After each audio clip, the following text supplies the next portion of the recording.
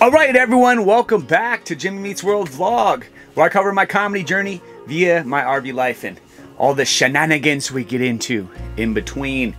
First of all, before we get started, if you're interested in becoming a comedian, living that RV life, or just witnessing a beautiful disaster unfold every single day, do me a favor and subscribe to my channel.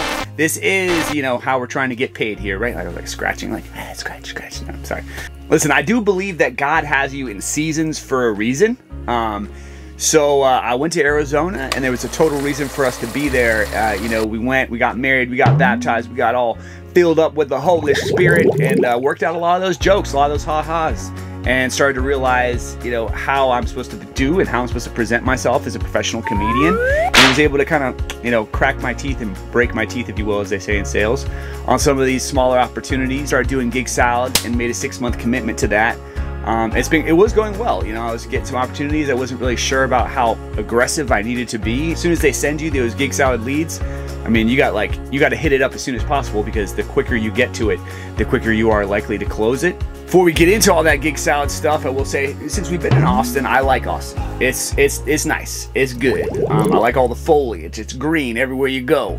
Little note to self: when you come into Austin, get yourself some local, raw, unfiltered, unheated honey, because if you have bad allergies, they're kicking here in Austin. So the honey on top with the allergy medicine, you know, you'll be up and running in no time. But yeah, before we get started, Austin in general, yeah, before we got here, I believe in good omens, right? I believe in, you know, you walk into a situation, and it's a good omen that things are going to go well. And so on the KOA we're staying at, there's like a ranch. There's like these longhorns that live on property with us, owned by the KOA, it seems like. And we've named one of them. He's a friendly neighborhood longhorn, so of course we named him Matthew McConaughey. All right, everyone, listen, it's okay, you know, just relax. So anyway, cut to some times with Matthew. It's always good times. Good times with Matthew, the friendly neighborhood longhorn.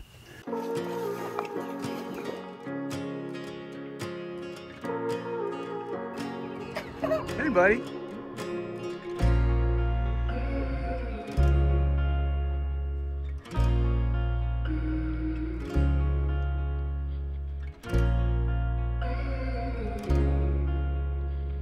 Hey, buddy. What's up? Come on. Yeah, that's a good boy. That's a good boy. Whoop, whoop. Watch out for that. Good boy, though. Whoop, watch out for that. Yeah, I got you. I got you. Good boy, though. Good boy. Yeah, that's a good boy. Oh, yeah. That's Matthew. He's cool.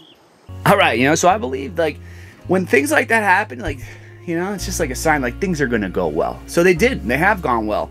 I've had a lot of opportunities that I've vetted out and had the opportunity to score and win some new business since I've been here. You don't score until you score. Until you score. That's right, baby! Anyway, so point being is that Austin is well received. We like Austin. But now, let's get to business here. Let's get to business, right? Down to business. That's what we're here for, right? All right. It'd be nice. It'd way be cooler if you did. Come on. Anyway, all right. So the Gig Salad stuff. I mean, I will say, right, as soon as I got into Austin, the Gig Salad stuff started to work out a lot better for me. I started to get a ton of leads and a ton of opportunities that I was able to kind of like cherry pick and be selective of which ones I wanted or which ones I thought I wanted. And that's the thing about corporate comedy. I've been doing a lot of time working on corporate comedy because I wanted to jump into larger opportunities. And so I did. I hit up a couple both hour shows. So I wanted to jump into these longer form shows to jump into the deep end and see what that's like, you know, because that's a lot of comedy. It's a lot of reps. It's a lot of material that you have to go through all at one time, and it's also sometimes can be an anticlimactic situation. And so it's good to go into those situations, prepare yourself for whatever you're going to deal with, because in the one opportunity, the first long corporate gig that I had at this RV resort, it didn't go well. Like in terms of the things I had planned, like their PA system wasn't working well. It was their first time running that. They double booked the music. They had music running and and the comedy, me running at the same time. So I had to compete with drinking, all the games they had playing, and then all the music they had playing, the pool, all this stuff. And so I had to just, you know, like cue what I had to go through, right? How's everyone doing today? You guys don't know how to get down out here. I wasn't really expecting this out of the middle of You know, so you have to be able to stay professional, but I was rewarded though, because it was a good opportunity. I knew it. I stayed at professional. I did my job. I did my comedy. I finished my set.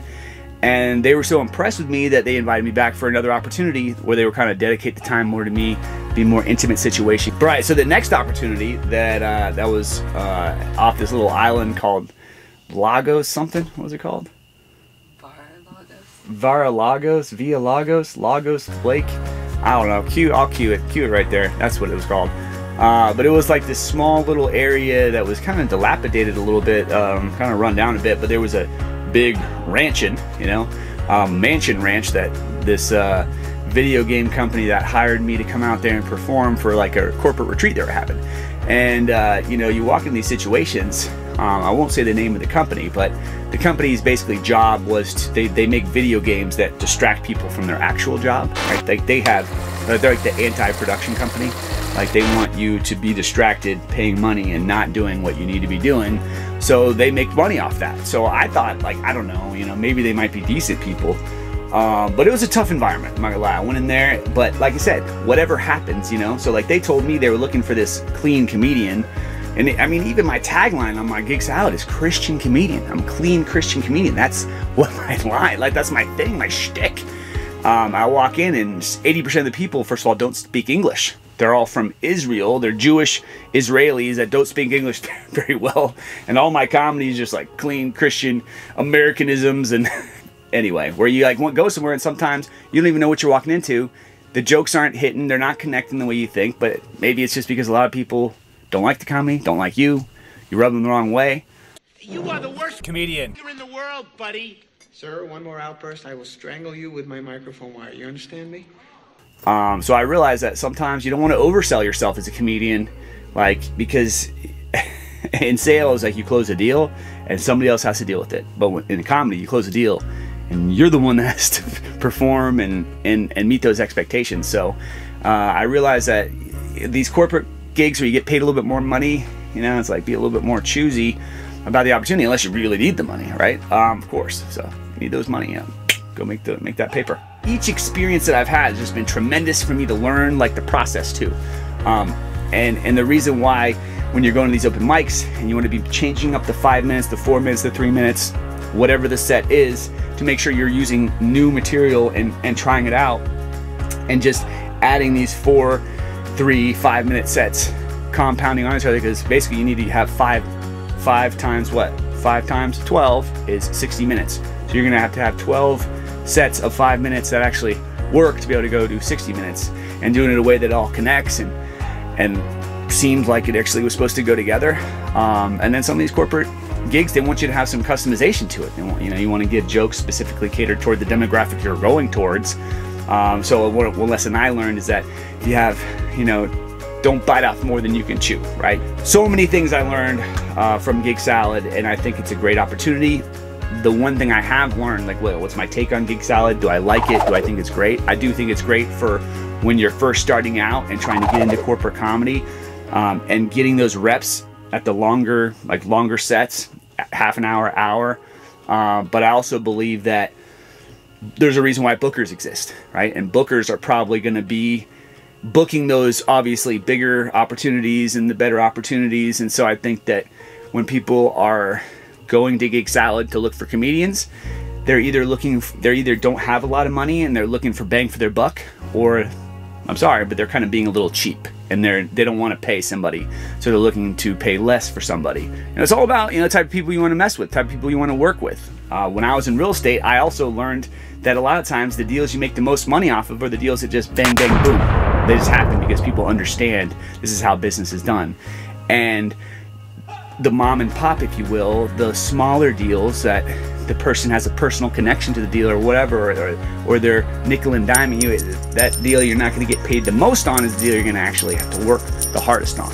And you'll learn your lessons about that and trying to appreciate yourself more and and charge, you know, what you're worth, and after you know, break your teeth on some of these small opportunities. So after I have been doing all this corporate comedy, I feel like I've, you know, I haven't even been able to hit up the Austin stand-up scene really, because I've just been locked down in my RV, rehearsing comedy and performing and traveling and doing a lot of that stuff. So I'm actually going to concentrate specifically on now hitting up, going to some of the more comedy clubs around here, open mics, and trying to get some more local stuff going.